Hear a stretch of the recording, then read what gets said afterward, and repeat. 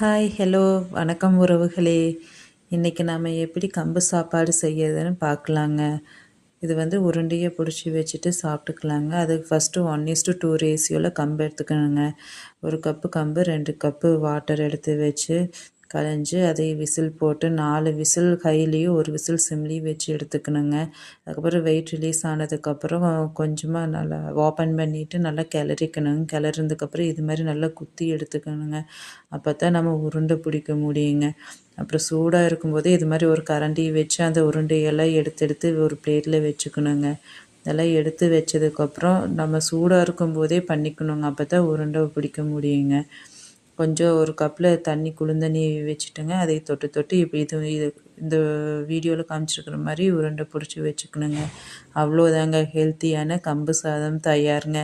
நீங்களும் ட்ரை பண்ணி பார்த்துட்டு எப்படி வந்துச்சுன்னு சொல்லுங்கள். இது ரொம்ப ஈஸி.